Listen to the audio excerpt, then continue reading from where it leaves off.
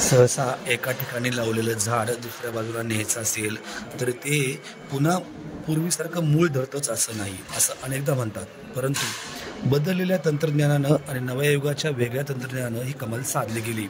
आता झाडं यशस्वीरित्या मोठ्या वयाची झाडं देखील एका बाजूला दुसऱ्या बाजूकडे नेली जातात आणि आता घरंसुद्धा एका बाजूकडून दुसरी बाजूकडे नेली जात आहेत.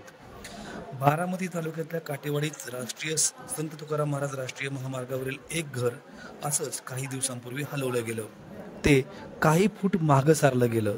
आता इंदापूर तालुक्यातल्या निमगाव केतकीत याच महामार्गावर भूसंपादनाच्या क्षेत्रात आलेलं घर तब्बल 75 फूट लांब नेलं जातंय, मागं नेलं जातंय.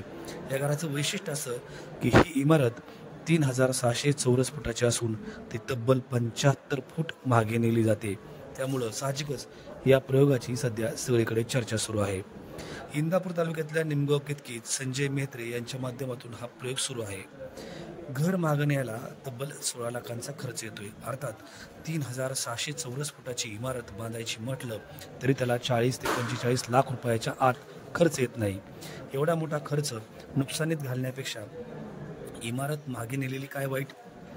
खरं तर अख्खी इमारतच उचलून मागे नेली जाते हे अनेक लोकांना अप्रूप आणि कौतुक वाटते.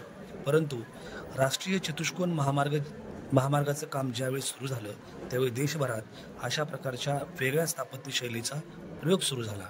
त्याची सुरुवात उत्तरेकडे झाली. विशेषतः उत्तर प्रदेश, बिहार, मध्य प्रदेश या राज्यांमध्ये या प्रकारच्या प्रयोगांना जास्त सुरुवात झाली आणि तेथीलच कामगार आता देशभरातील विविध भागात हा प्रयोग करताना दिसत आहेत.